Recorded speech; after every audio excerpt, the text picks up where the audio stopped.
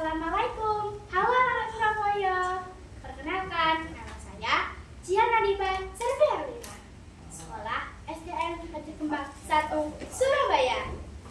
Di sini saya akan bercerita tentang apa ya?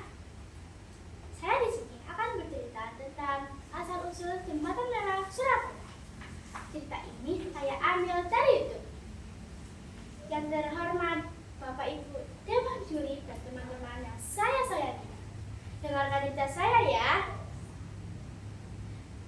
Dimulai pada Hari Proklamasi Kemerdekaan Indonesia yang dilakukan oleh Insinyur Soekarno dan Muhammad Hatta pada tanggal 17 Agustus 1945. Proklamasi dan bangsa Indonesia dengan ini menyatakan kemerdekaan Indonesia.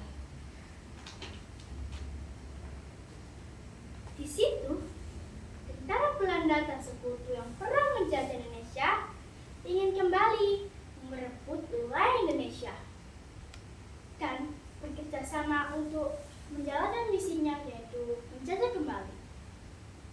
Di situ, tentara Belanda dan Inggris membuat suatu kelompok yang dinamakan Civil Affair.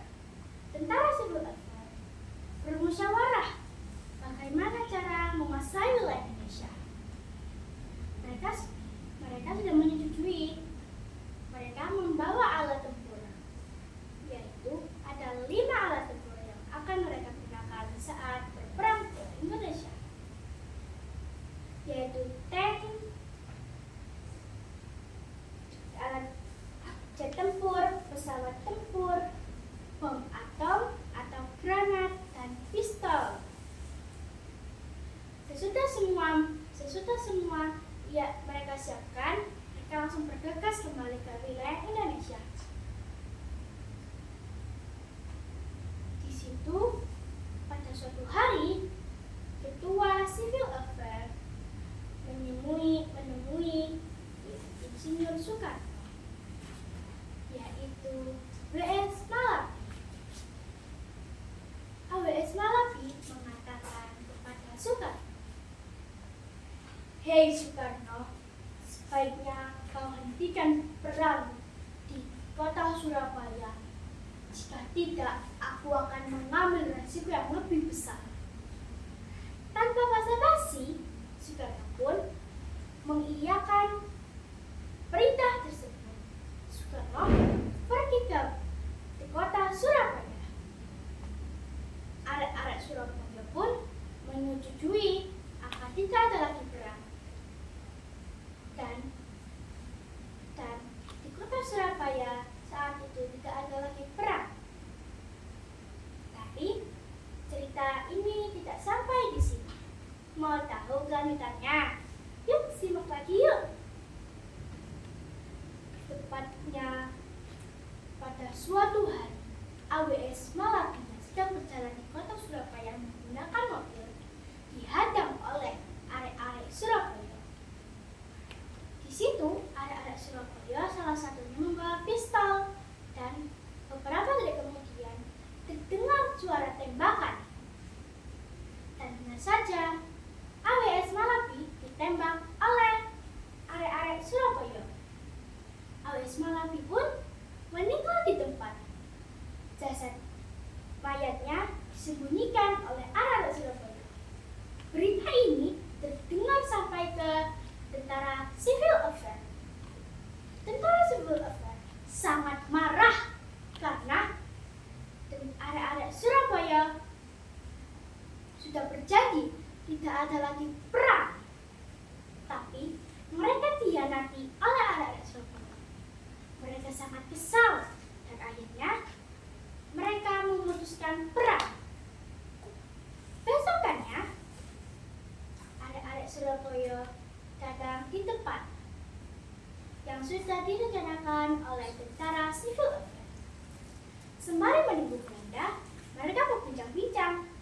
Salah satu dari arek-arek Surabaya mengatakan, "Kemana tentara Belanda? Lama sekali dia." Mungkin mereka takut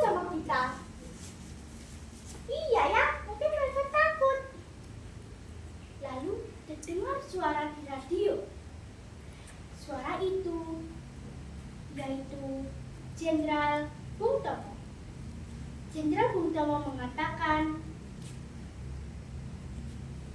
"Jangan menyerah, jangan takut. Mari kita basmi tentara Belanda." Dan Bung Tomo pun melantunkan kalimat yaitu takbir. Allahu Akbar, Allahu Akbar, semangat, merdeka atau mati. Arek-arek Surabaya yang mendengar Jenderal Bung Tomo itu merasa kembali semangat untuk melawan tentara sivil Afgan. Dan benar saja, beberapa menit kemudian tentara Belanda datang, tetapi tidak dengan biasanya.